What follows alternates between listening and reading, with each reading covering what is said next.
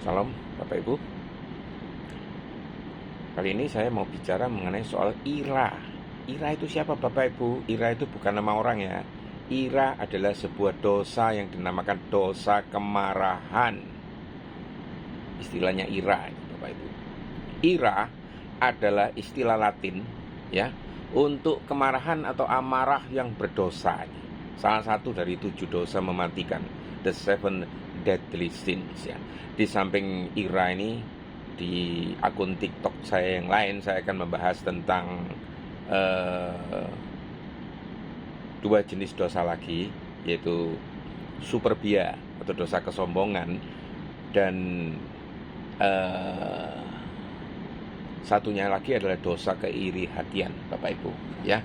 Dosa keiri hatian atau invidia Bapak Ibu ya. Nah ini ya, berbeda dengan kemarahan yang adil atau righteous anger yang dibenarkan Alkitab. Misalnya Yesus mengusir penjual dari bait Allah. Ira dalam hal ini adalah kemarahan yang berakar pada ego, dendam atau kebencian, dan bertujuan untuk melukai, bukan membangun Bapak Ibu. Apakah ada dosa yang kemarahan yang membangun? Ada ya, seperti tadi yang dilakukan Yesus di bait Allah ketika dia mengusir para penjual yang ada di sana ya Bapak Ibu ya. Nah, makna dasar dari ira itu apa? Ira adalah suatu reaksi emosi yang tidak terkendali terhadap sesuatu yang melukai harga diri atau menghalangi keinginan pribadi, Bapak Ibu ya. Biasanya itu disertai dengan dorongan untuk membalas ya, atau menghancurkan pihak yang dianggap kalah ini.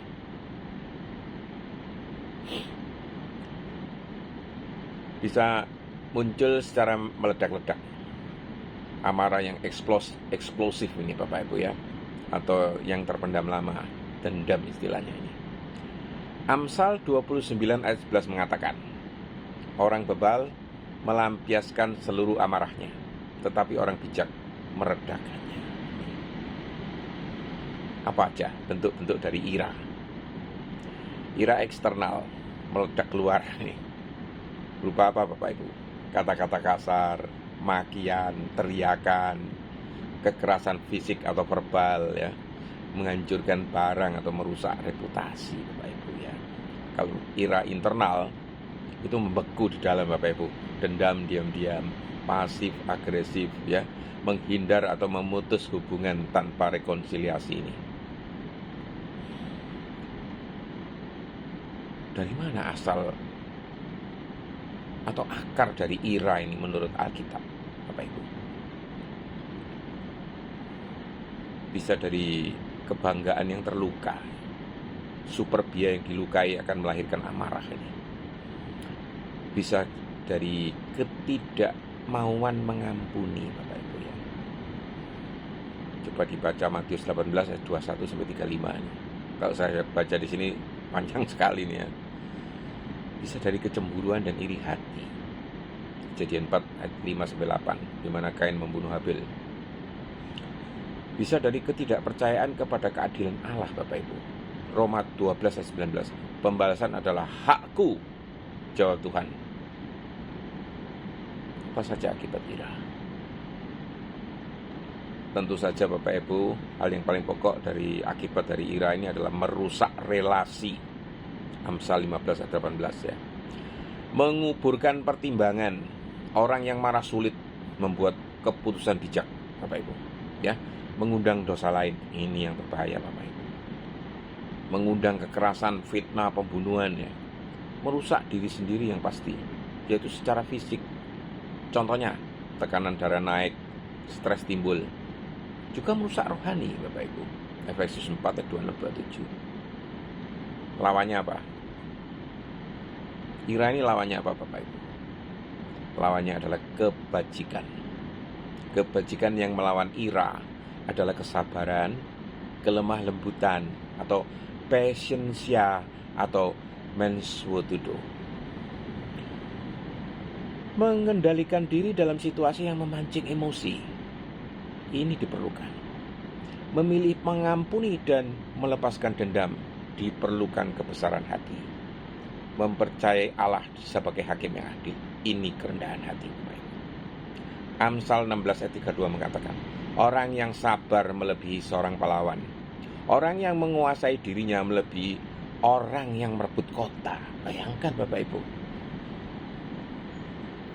Ayo, mari kita sama-sama memetakan perkembangan dosa ira ini. Seperti pohon yang tumbuh dari benih kecil sampai menghasilkan buah kemarahan yang mematikan, Bapak Ibu ya. Tahap pertamanya pasti benih kemarahan itu muncul. Biasanya mulai dari sesuatu yang kelihatan kecil, Bapak Ibu ya. Tersinggung karena ucapan, sikap atau perlakuan orang lain ini ya. Terus merasa hak atau harga dirinya dilanggar ya. Ketidaknyamanan emosi yang belum diolah pasti ini semua ya. Amsal 19 ayat 11 mengatakan, akal budi membuat seseorang panjang sabar dan kemuliaannya ialah melupakan pelanggaran, Bapak Ibu. Selanjutnya mulai ke tahap kedua, akar menguat, emosi mulai menetap di hati. Nah, ini mulai dosanya muncul. Mengulang-ulang kejadian di pikiran, rumination. Menyimpan catatan kesalahan orang lain. Kecurigaan bertambah ya. Mulai menafsirkan tindakan orang lain secara negatif. Sedikit gerak ini apa? Oh, ini pasti begini. Negatif dulu. Efesus 4:26 mengatakan, apabila kamu menjadi marah, janganlah berbuat dosa. Janganlah matahari terbenam sebelum padam amarahmu. Marah sendiri sebetulnya bukan dosa, Bapak Ibu. Tapi akibat dari marah itulah yang menimbulkan dosa. Dendam, sakit hati, tidak mau mengampuni. Tahap yang ketiga lebih parah lagi, Bapak Ibu. Batang kemarahan. Kemarahan menjadi sikap hati yang konstan ini. Respon cepat meledak terhadap pemicu kecil. Perkataan dan nada suara mulai menyakiti hati orang lain. Menggunakan amarah untuk mengontrol atau menakut-nakuti ini. Ingat Amsal 29 ayat 22. Si pemarah menimbulkan pertengkaran dan orang yang gusar banyak melakukan pelanggaran.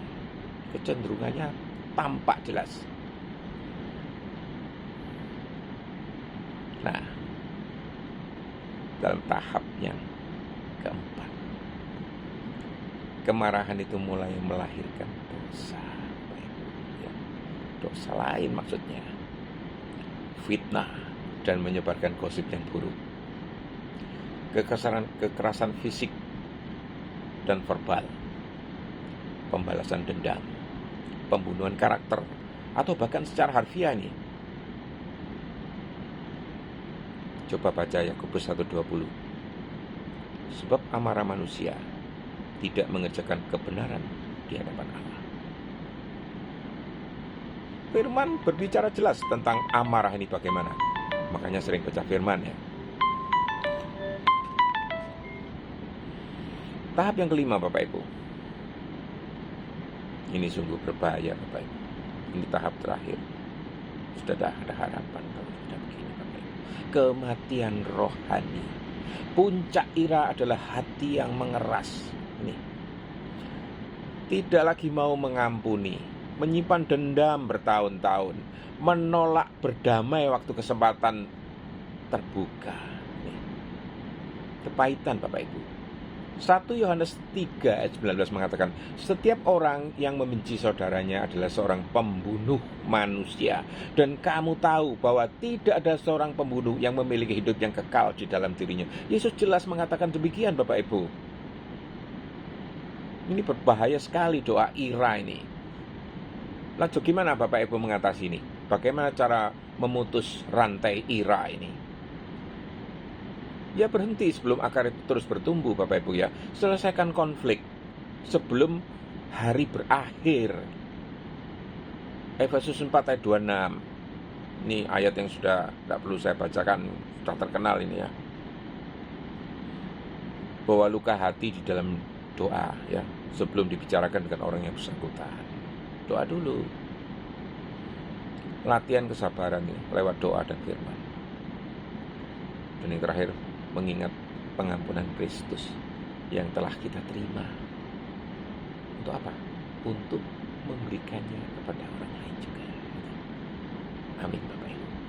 Semoga Tuhan berkati Bapak Ibu.